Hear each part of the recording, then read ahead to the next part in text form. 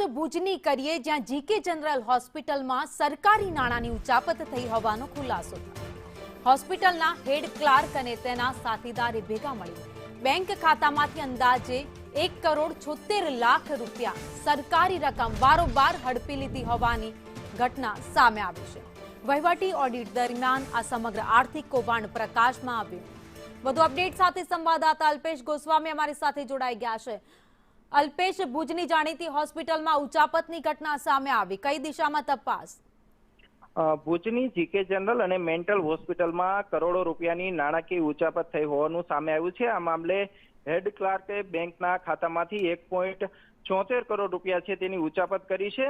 આરોપી અલગ અલગ 2 બેંક એકાઉન્ટ છે તે ખોટા ડમી છે તે ખોલાવ્યા હતા અને તેમાં આ નાણાકીય ઉચાપત કરવામાં આવી છે। જોકે વહીવટી જે ઓડિટ થતું હોય છે, ઓડિટની અંદર આ સમગ્ર મામલો છે તે સામે આવ્યો છે અને હાલ આ મામલે હેડ ક્લાર્ક બલભદ્ર જાડેજા અને તેનો સાગરીત મિતેશ ચુડાસમા સામે પોલીસ ફરિયાદ નોંધવામાં આવી છે।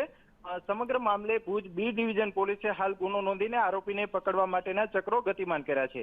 આભાર માહિતી માટે।